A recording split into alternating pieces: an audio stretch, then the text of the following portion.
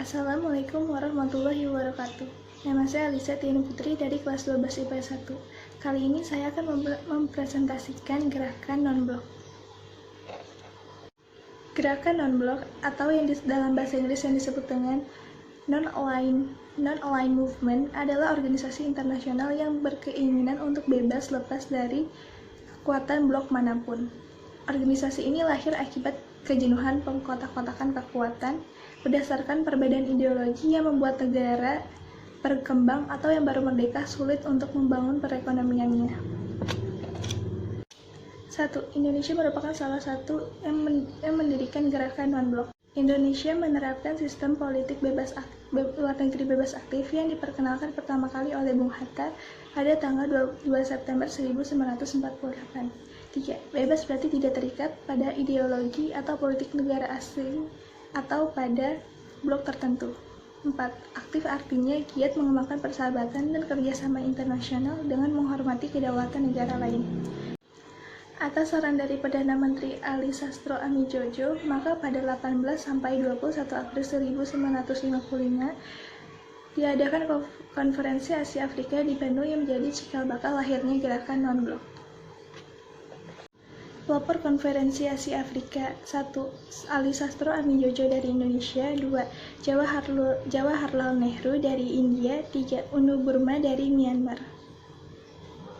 Kelima, ada Sir John Kotelawala dari Sri Lanka. Isi Dasar Sila Bandung. 1. Menghormati hak-hak dasar manusia dan tujuan-tujuan serta asas-asas yang termuat di dalam Piagam PBB. 2. Menghormati kedaulatan dan integritas teritorial semua bangsa. 3. Mengakui persamaan semua suku dan bangsa. 4. Tidak melakukan intervensi persoalan dalam negeri lain. 5. Menghormati hak-hak bangsa untuk mempertahankan diri secara sendirian ataupun kolektif sesuai dengan Piagam PBB. 6.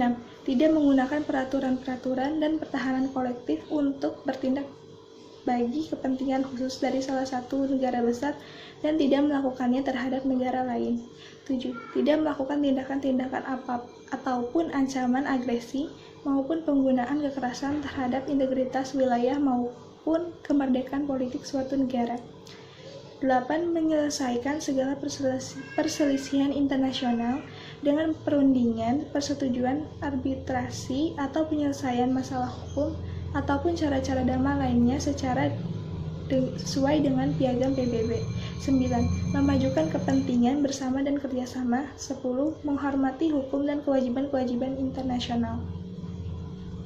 Pada tanggal 1 sampai 6 September 1961 diadakan konferensi tingkat tinggi atau KTT di Belgrade, Yugoslavia yang akhirnya mengeluarkan keputusan bersama untuk membuat sebuah gerakan yang bernama Gerakan Non-Blok atau GNB. Pendiri GNB ada 1. Jawaharlal Nehru dari India. 2. Kwame Nkrumah dari Ghana. 3. Gamal Abdul Nasir dari Mesir.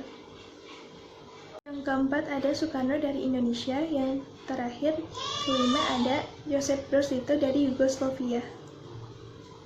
Syarat menjadi anggota GNB. 1. Menganut politik bebas dan hidup berdampingan secara damai. 2. Mendukung gerakan-gerakan kemerdekaan nasional. 3. Tidak menjadi anggota salah satu fakta militer Amerika Serikat ataupun Uni Soviet. Tujuan didirikannya GNB. 1. Meredakan ketegangan dunia sebagai akibat persaingan dan permusuhan dua blok adidaya. 2. Mengusahakan terciptanya suasana dunia yang aman dan damai. 3. Mengusahakan terwujudnya hubungan antar bangsa dan secara demokratis. 4. Menentang kolonialisme, politik apartheid, dan rasialisme. 5. Memperjuangkan kebebasan dalam bidang ekonomi dan kerjasama atas dasar persamaan derajat. 6. Meningkatkan solidaritas di antara negara-negara anggota gerakan non-blok. 7. Menggalang kerjasama antara negara berkembang dan negara maju menuju terciptanya tata ekonomi dunia baru.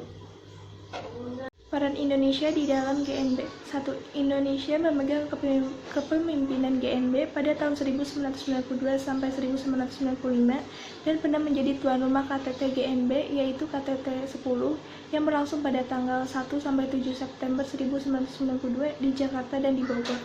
Kedua, Lewat Jakarta Message, Indonesia berhasil memfokuskan kerjasama pada pembangunan ekonomi dengan menghidupkan kembali dialog Selatan-Selatan yang diyakini memperkuat posisi tawar negara-negara berkembang terhadap negara-negara utara atau barat. Yang ketiga, Indonesia turut andil menyelesaikan berbagai konflik regional, antara lain Kamboja, gerakan separatis Moro di Filipina, dan sengketa di Laut Cina Selatan.